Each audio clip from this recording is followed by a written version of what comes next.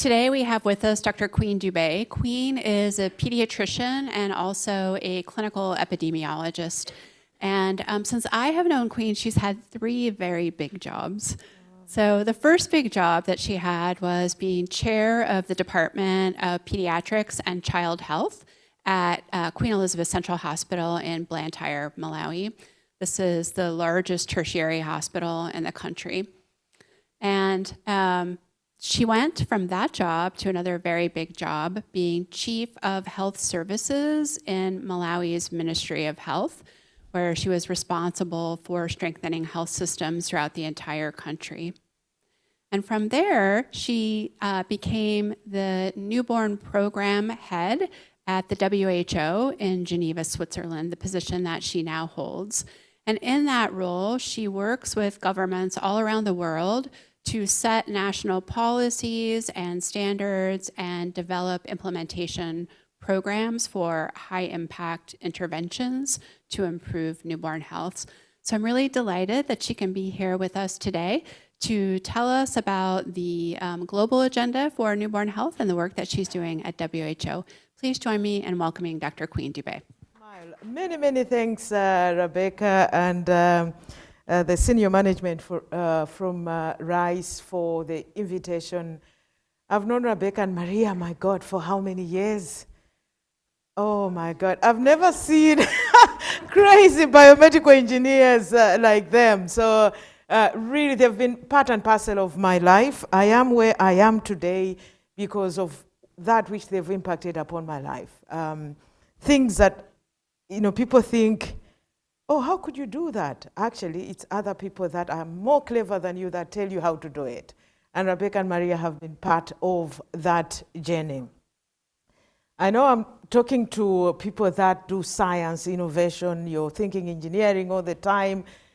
My purpose this evening is to make you feel a little bit uncomfortable and to really start to think, not necessarily out the box, but maybe throw that box and restructure a completely new box.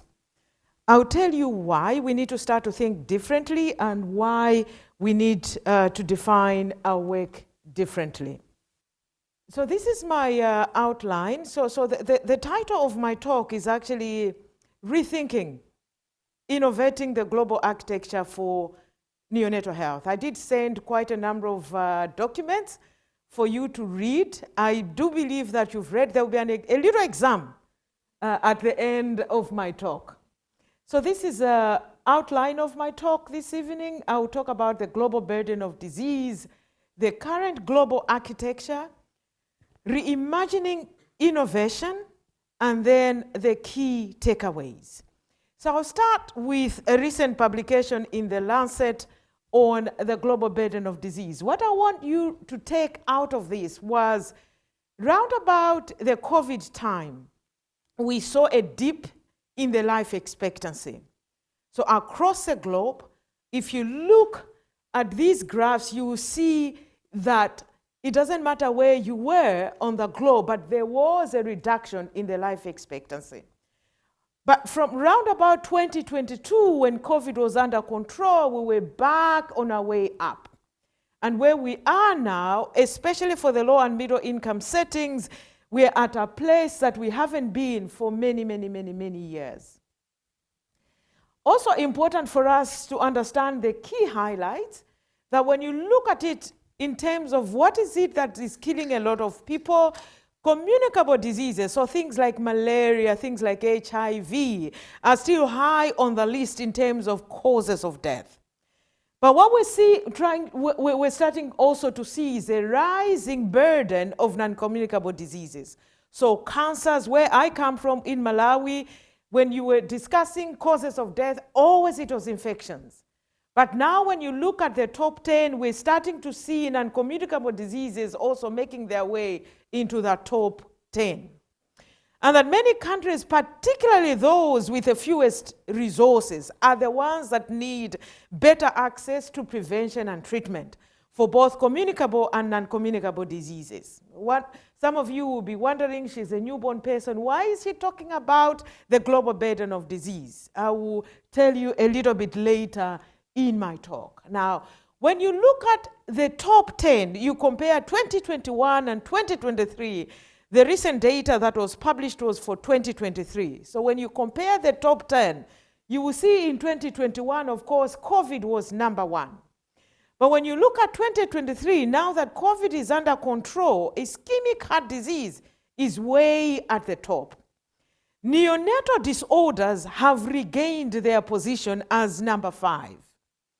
But what you also see is that lung cancer was part and parcel of the top 10 in 2021. It's not in the top, it's now on number 7. So it's moved up. It was number 9, it's moved up to number 7. Important for us to have these figures at the back of our minds, because the world is not exactly the same as it was in 2020, 2021. I'll share these slides at the end of my talk. Now, the other thing that I want you to also bear in mind is the fact that when you look at these non-communicable diseases, it actually matters where you are on the globe. So if you're coming from a low or middle income setting, your risk of dying is much higher than somebody the same age from a high income setting. Now, moving away from that global burden of disease, we know that when you're looking at neonatal disorders, it's number 5 in 2023. It was number 6 in 2021. Now, zeroing in on maternal newborn mortality, important for us to also understand that we do have global targets. We do have global targets. All things being equal, in 2030, which is 5 years from today, the maternal mortality ratio should be below 70 as a global average. And then no country is allowed to have a maternal mortality ratio of above 140. Now, in terms of stillbirths, so these are babies that are born without a sign of life. We're looking at a target of 12 and under. For newborn deaths is also a target of 12 or under. Countries like the US, when you look at your neonatal mortality, is round about 4, 5. When you look at Sweden, they're down to 1, 2. Where I come from, we're round about 18, but we still have countries on the globe with a neonatal mortality rate of 40. So when you look at our progress, yeah, so remember number 5 is neonatal disorders. Now when you look at our progress, when you look at maternal mortality, in 2023 we reported deaths of 260,000 women who died either during a time of giving birth or round about the first 6 weeks post-delivery. When you look at neonatal deaths, we lost 2.3 million newborns in 2023. In 2022, it was the same figure. In terms of stillbirths, we lost 1.9 million. When you put it all together in 1 year, we lost 4,460,000. Now, when you look at the dotted line at the bottom, this is where we're supposed to be landing. Now, you will notice that between 2000 and 2015, at least the decline was at a very good rate. From 2016 up to where we are now, we've slowed down. When you look at stillbirths, we are almost at the same level where we were in 2015. Now, the darker the color, just remember the colors. If you're colorblind, just trust what I'm saying. The darker the color, the highest the burden. So whether you're looking at maternal deaths, you're looking at child deaths, you're looking at neonatal deaths or stillbirths, this is a burden that is predominantly in the African region. Now, what we need to remember is that countries like the US, even though your figures are low, there are inequity issues where a lot of those maternal deaths and newborn deaths are occurring within certain populations. So yes, when you look at the globe, your national average looks all good.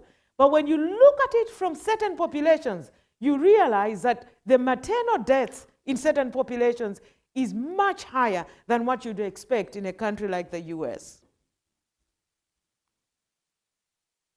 Also important for us to remember, yes, Africa is bearing the greatest burden, but we also need to remember that most of these deaths, when you're looking at it within the African region or across the globe, are occurring in the fragile and conflict settings. So yes, geographically, Africa is bearing the highest burden, but also within that continent, it is the fragile and conflict settings that bear the highest brand. Now, remember that in the fragile and conflict setting, only 25% of all the births across the globe are occurring in these settings. But nearly 40% of the deaths are occurring in the fragile and conflict setting. So your risk of dying in these environments is much, much higher. Zooming in on Africa, because I know a lot of the work that you're doing here, whether you're looking at it from a communicable disease angle or non-communicable disease angle, a lot of the work that you're doing, you have Africa at your heart. Now, when you look at Africa, whether you're looking at it under 5 mortality 1 to 59 months of age, neonatal mortality or stillbirth, you will see that the averages for Africa are way higher than the global average. Neonatal mortality, say for example, Africa, the figure, the average for Africa now is 26. The global average is 17.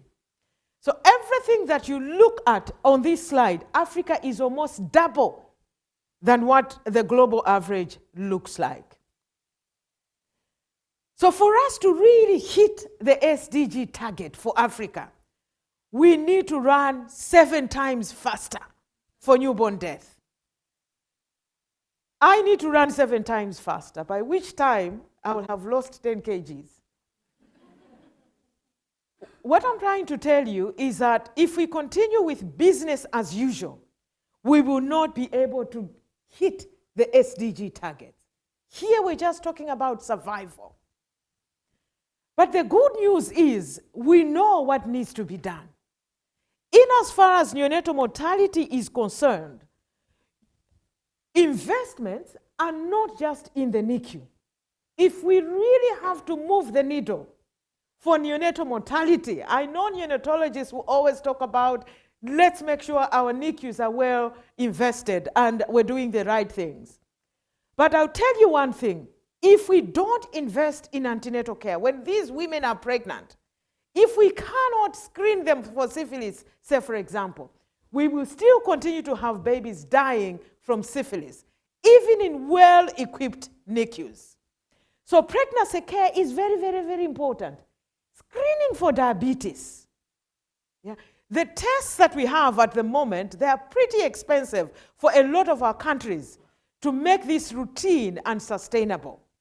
So whatever package we have for pregnancy care must be done for all the women that are pregnant. Now, care during labor and childbirth. We talk about intrapartum monitoring. A lot of the stillbirths, 50% of the stillbirths that occur in the African continent are deaths that occur during labor. Meaning to say, when that pregnant woman went into labor and they walked into that labor ward, the baby was alive. But for one reason or the other, the baby dies while she's still at the hospital. So a lot of quality of care issues around the time of delivery are things that we need to look at. So if this is an area that interests you, issues around intrapartum monitoring, are there gadgets that are low cost?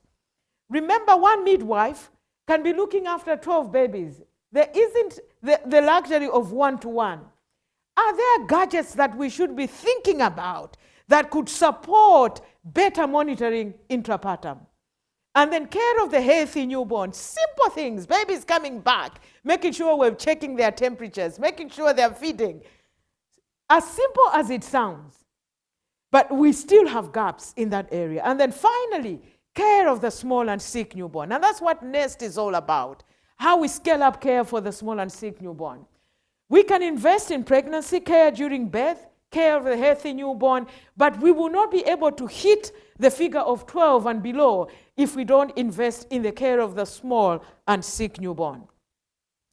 This is where, how many of us have heard about the IWINI targets? IWINI stands for every woman, every newborn, everywhere.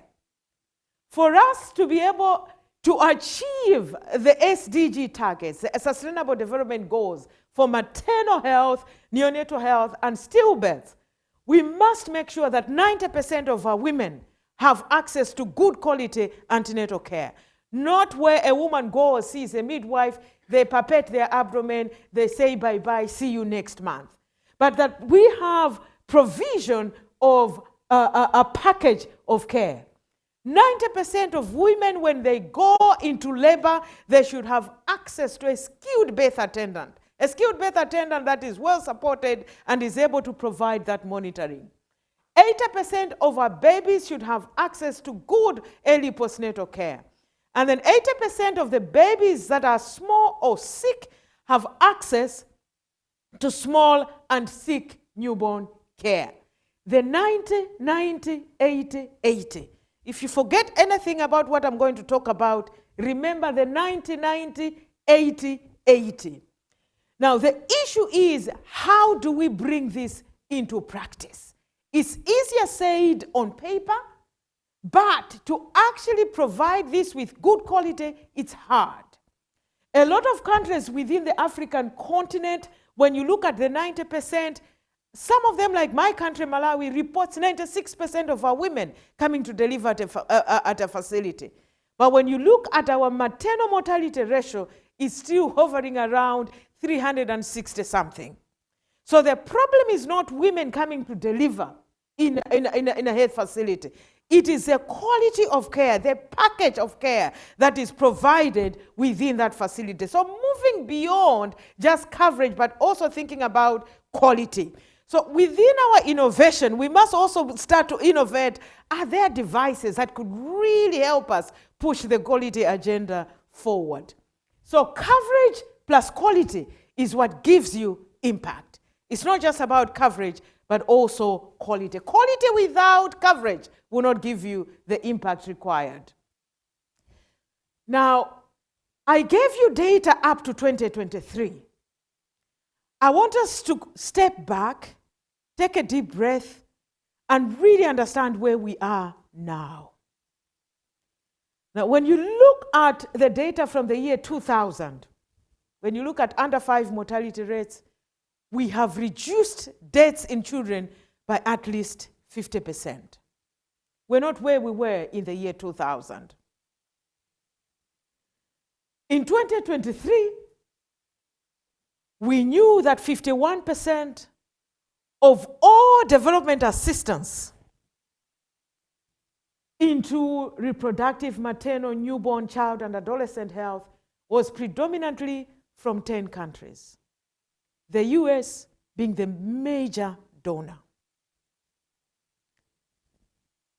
In 2024, 2025, we woke up to the news that 6 of the top donors, Germany, UK, France, Netherlands, and Sweden, these 6 countries had announced cuts to development assistance.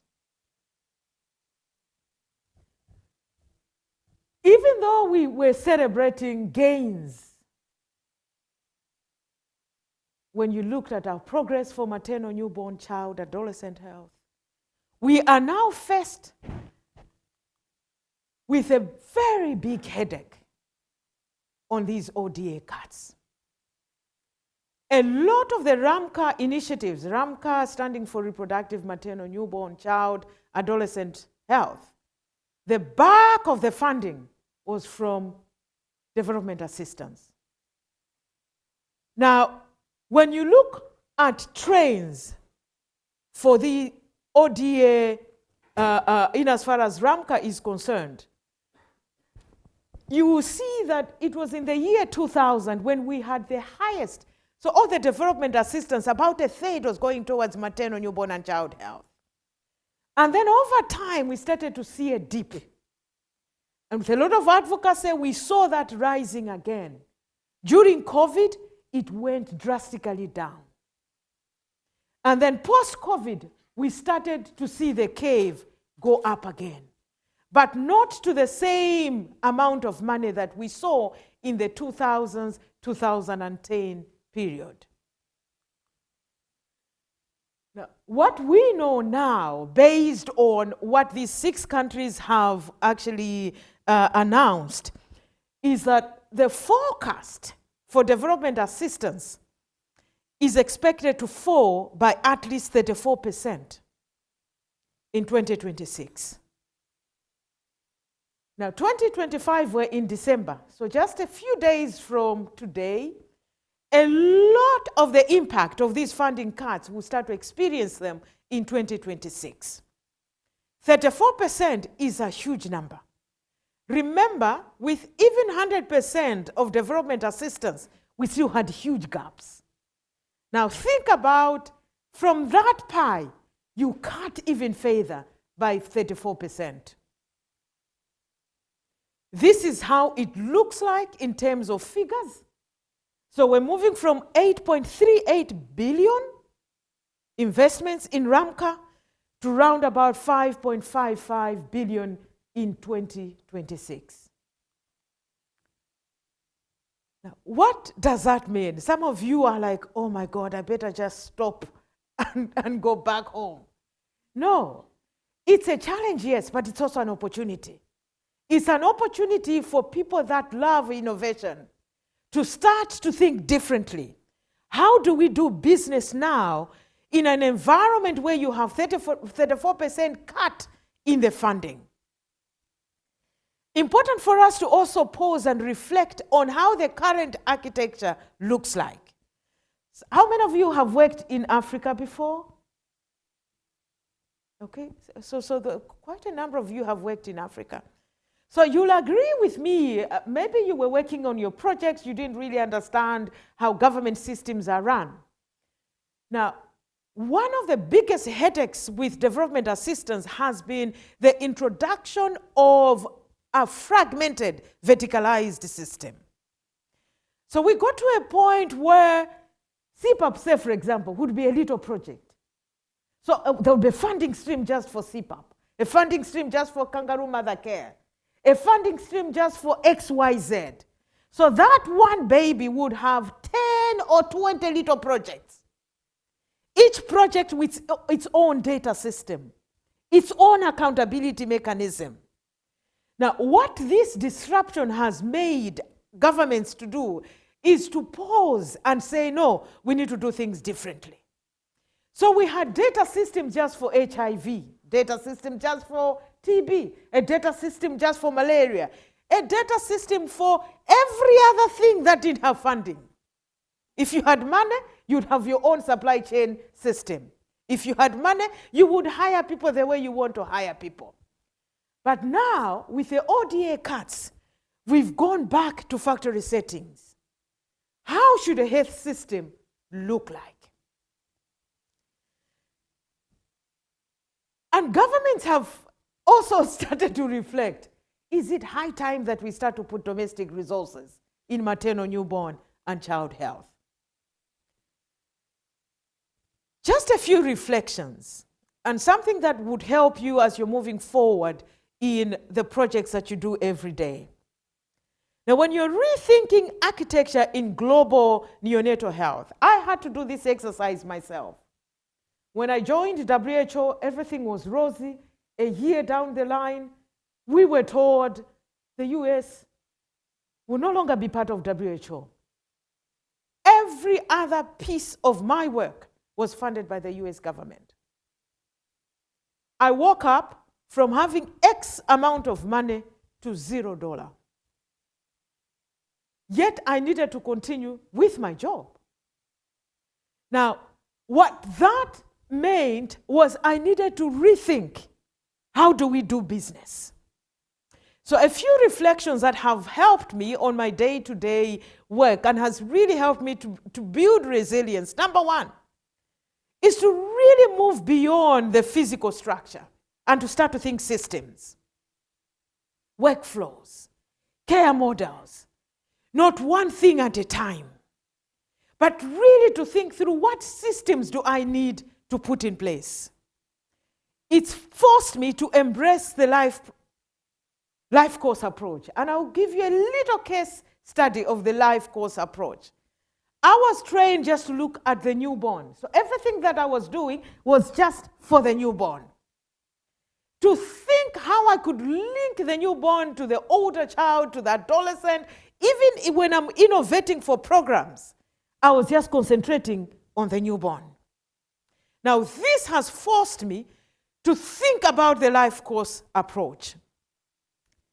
Shifting from vertical programs into integrated ecosystems. WHO, we are well known, so we will introduce guidelines just for neonatal sepsis.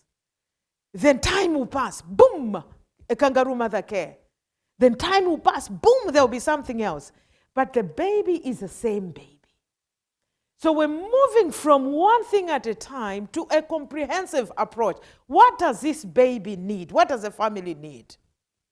What ecosystem should I be thinking about?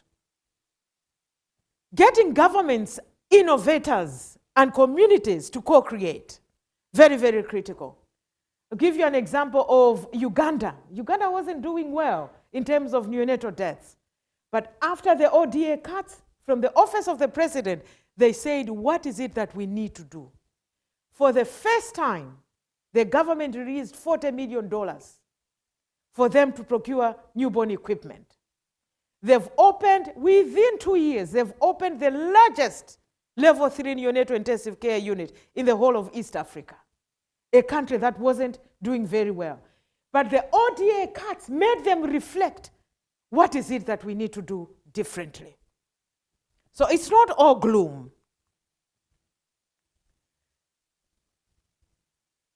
So let me just give you a very quick example of the life course approach. Sorry, this is a very, very busy slide, but what I really want you to get, I am somebody who is a big fan of the small and sick newborn. This is where my career has been the past 20 plus years, I think 25 years. I've just been revolving around here. But when you look at this slide, this is just part of the journey. It starts from way at the bottom. Issues around nutrition have an impact. If a mother is malnourished, they have a much higher risk of getting a baby who is small or born early. Now, if I just restrict myself to this band, I forget the fact that when a baby is born preterm or they are small for death, their risk of them having diabetes or hypertension is much, much, much higher than a baby who was born at term normal weight. It is a continuum. There is nothing like I only do newborn health. There is no newborn health outside food production, water and sanitation, female education. There is no newborn health, outside some of these exposures. It is just part and parcel of the bigger picture.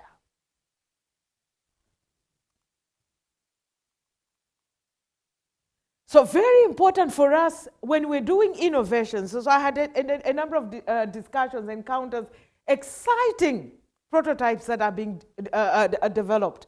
The biggest question is, where does it fit within this wider ecosystem? I want you to push you to always think, where am I within this life course approach?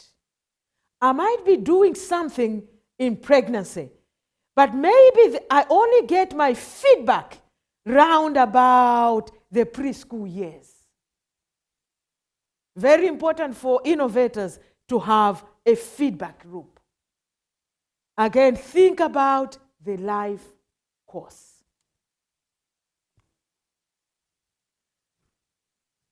Now, 34% cuts. yet we're still pushing 90, 90, 80, 80. What is the role of innovation in this architecture?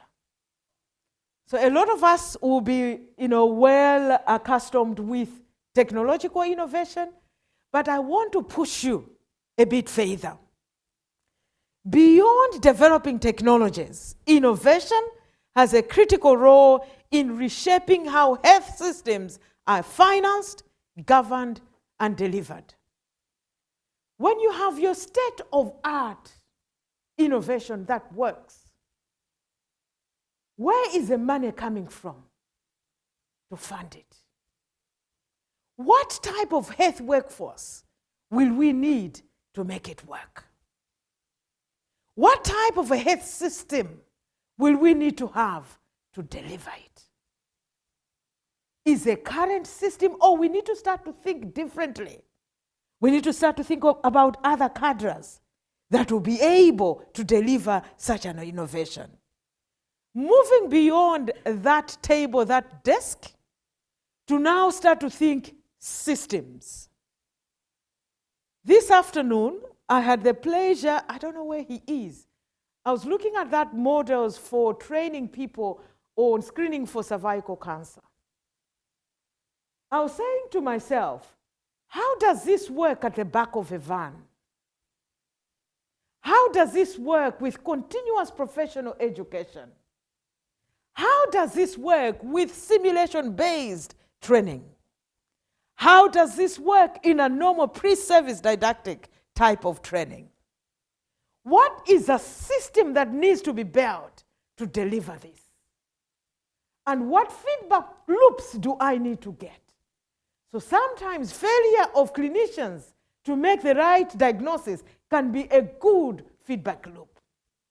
So it moves beyond you just developing an innovation to thinking about the system that will deliver the innovation.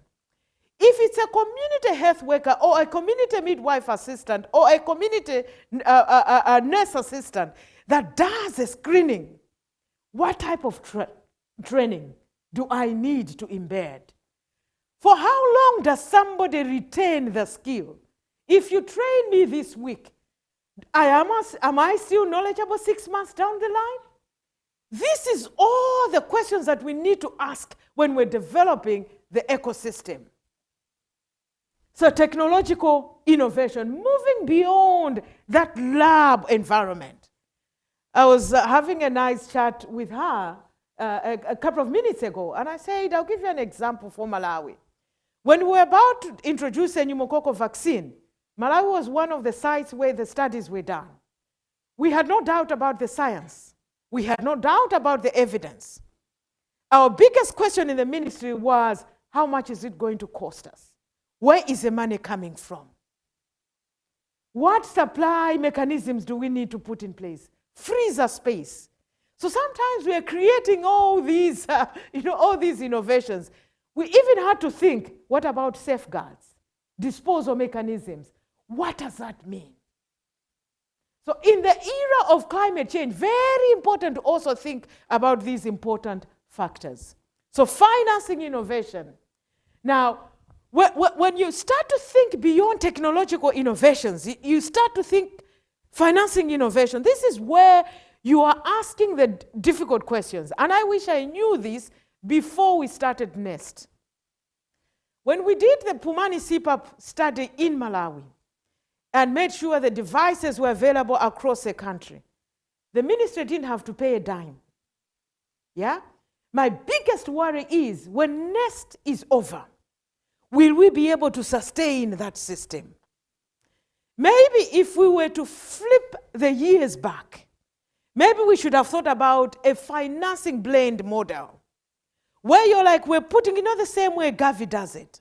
We're putting in 20% or we're putting in 80%. Government put in 20% first year.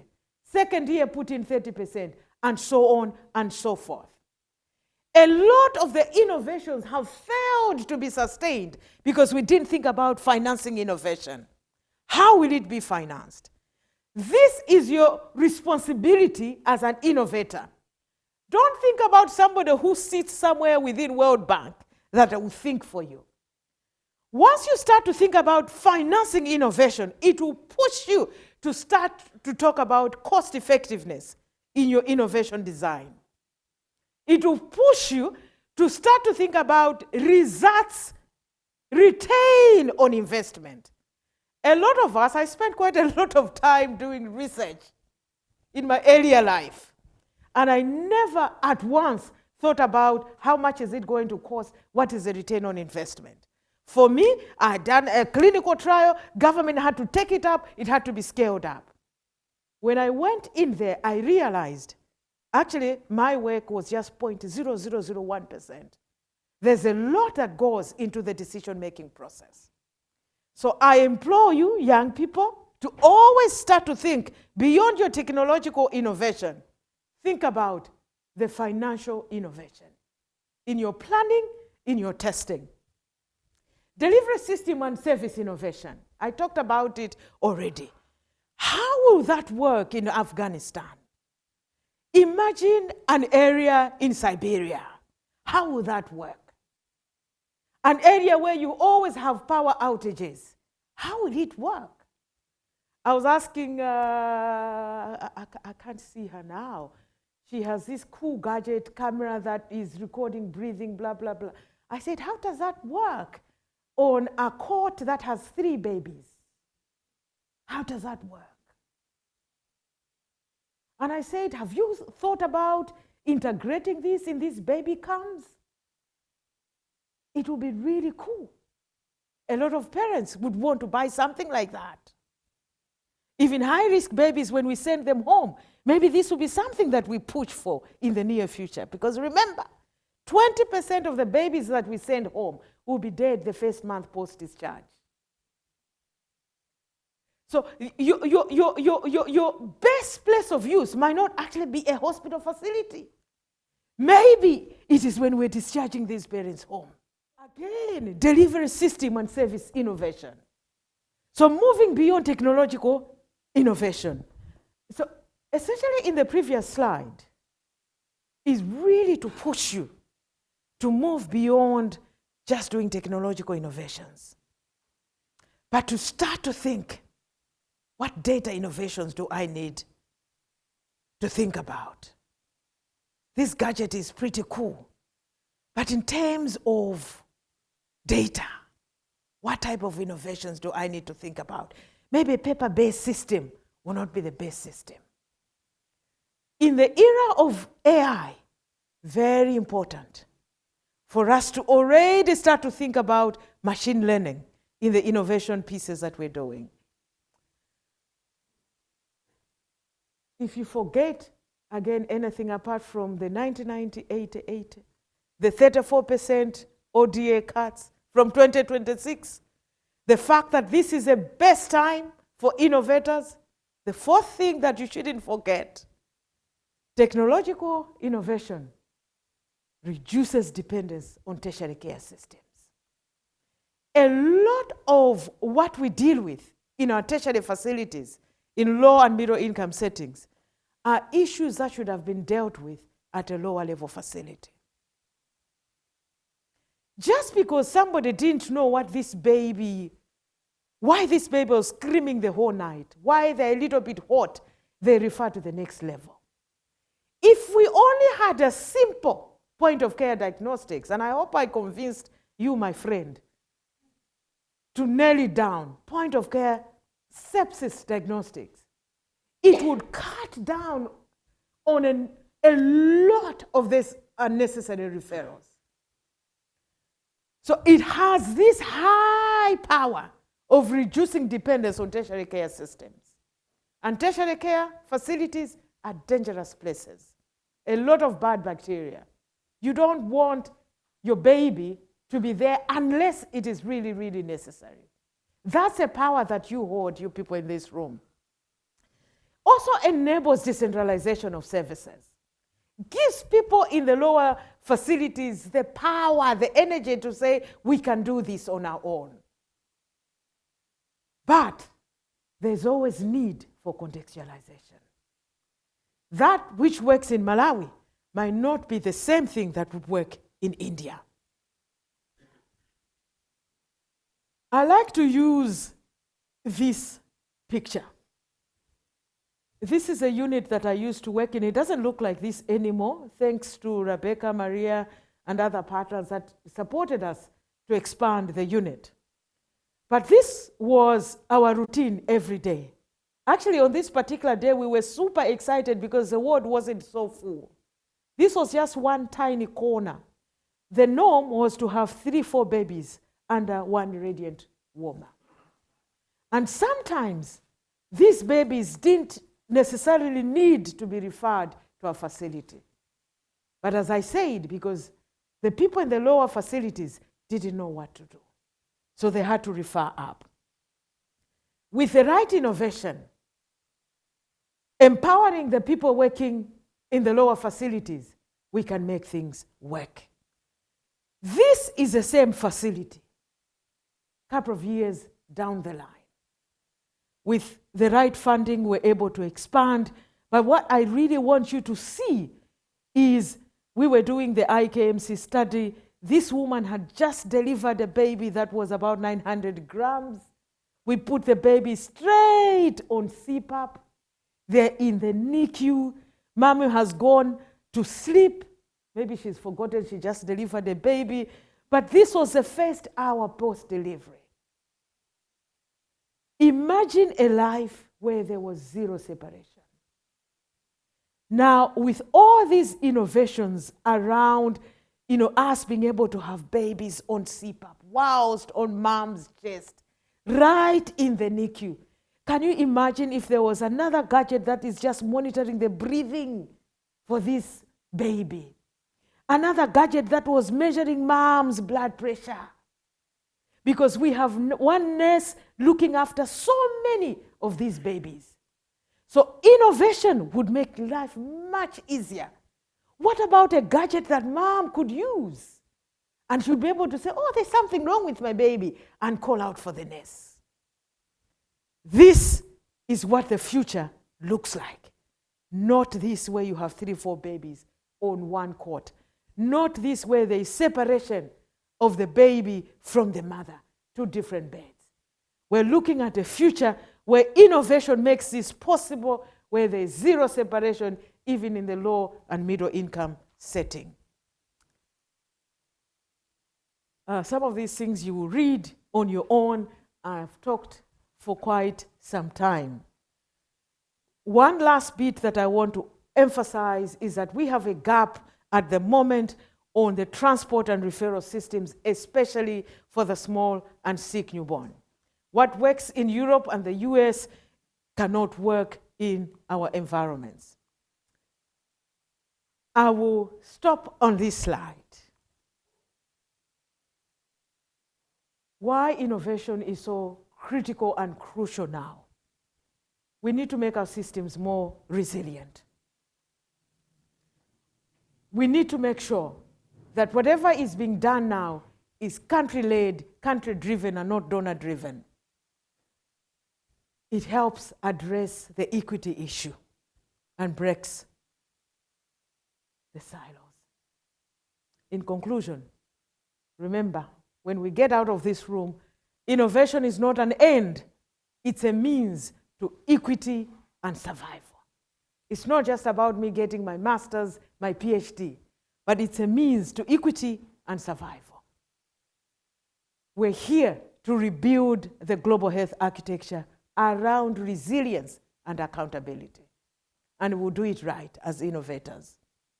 Together, we can turn every crisis into a catalyst for the smallest lives that matter so much.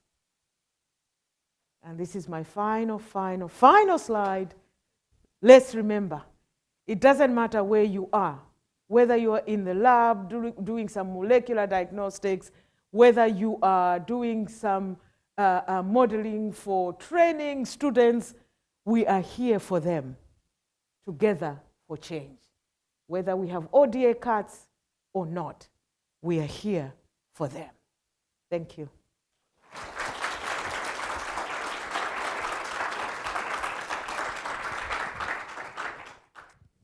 With the budget cuts to the WHO, like, what could you see as like possibly happening? Like, what could come out of that as a negative effect?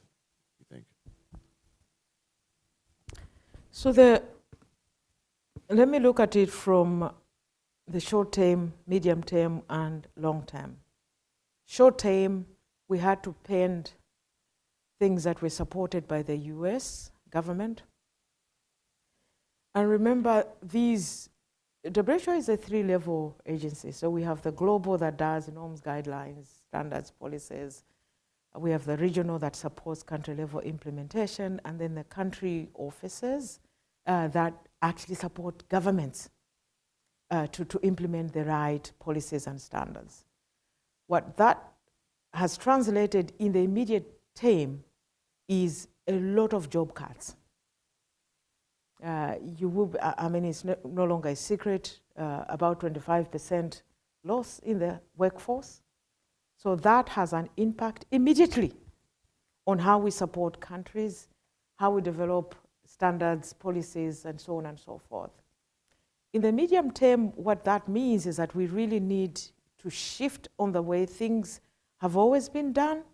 And there's already a lot of discussion on how do we work more as an ecosystem other than, okay, Queen does newborn health, Rebecca is doing devices, so on and so forth is doing X, Y, Z.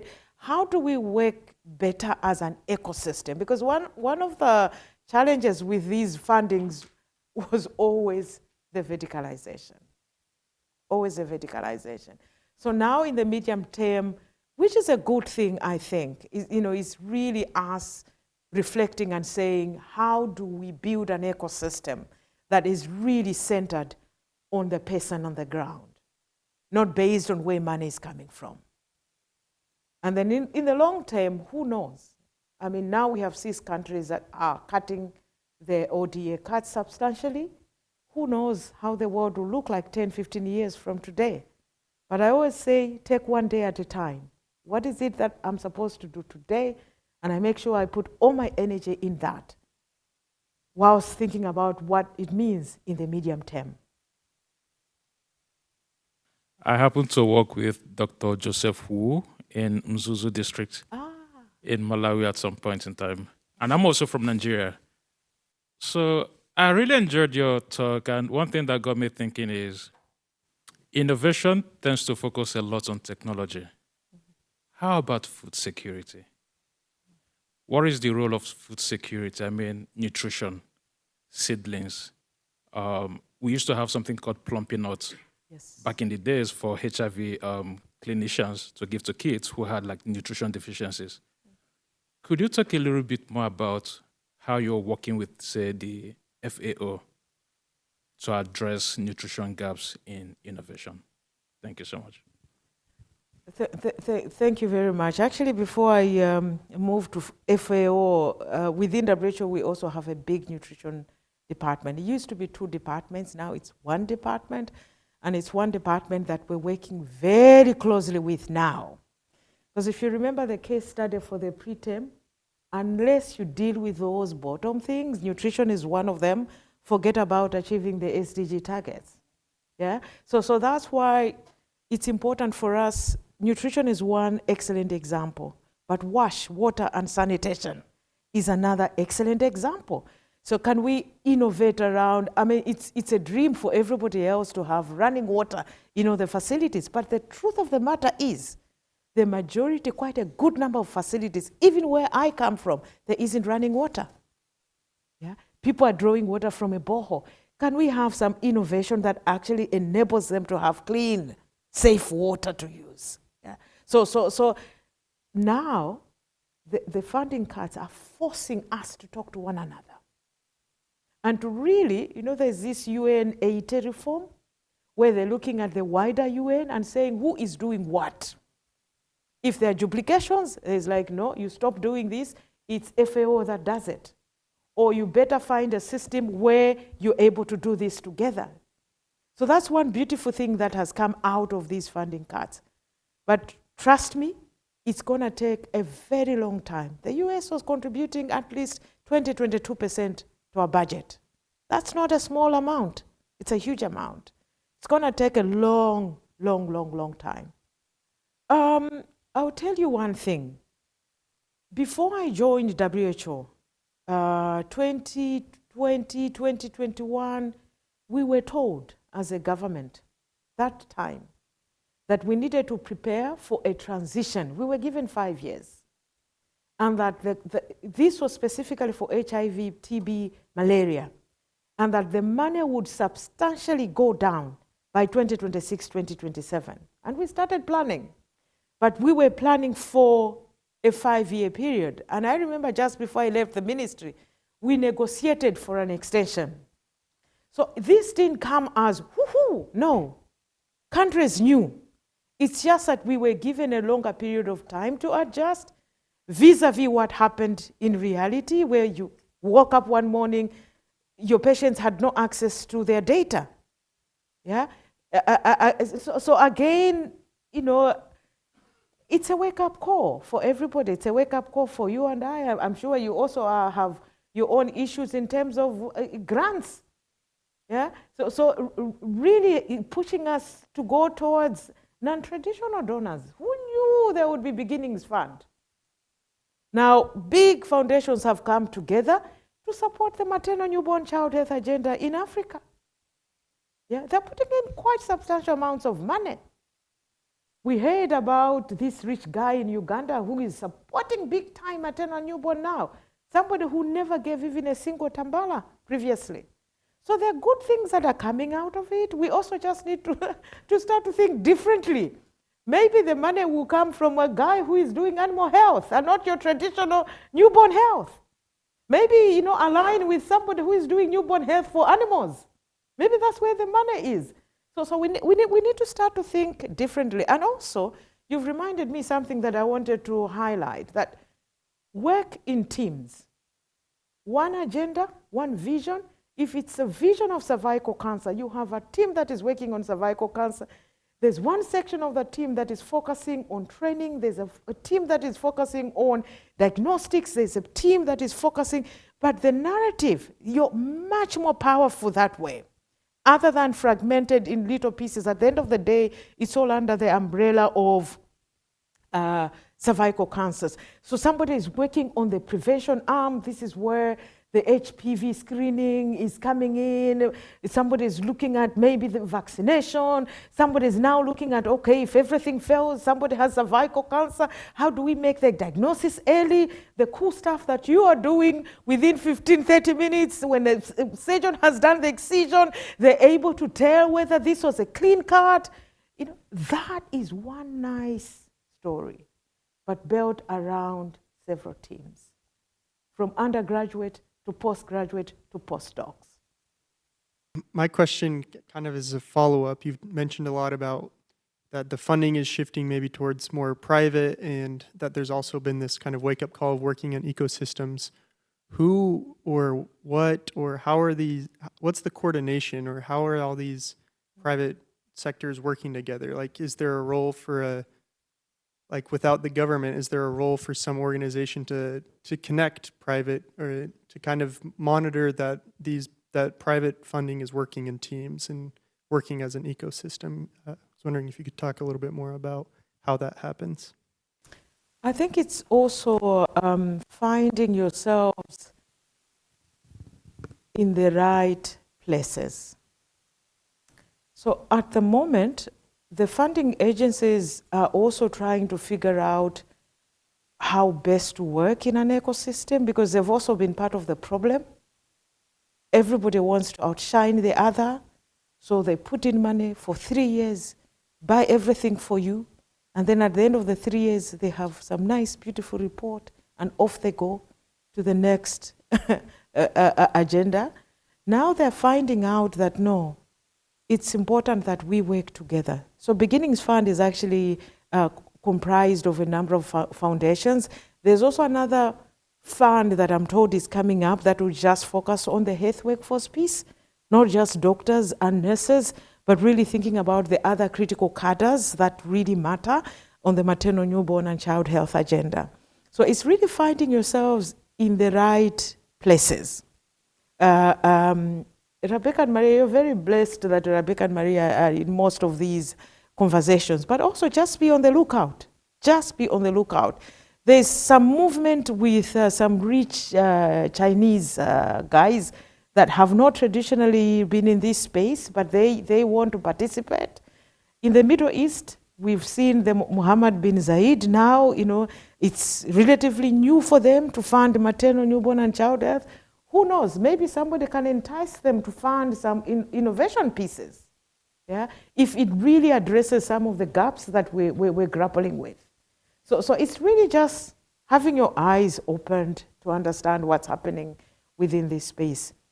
We moved past that period in time where you just sit back and hope things, everybody knows us, things will work for us. We're now, in that space where you go looking for resources, which is a bit uncomfortable for most of us.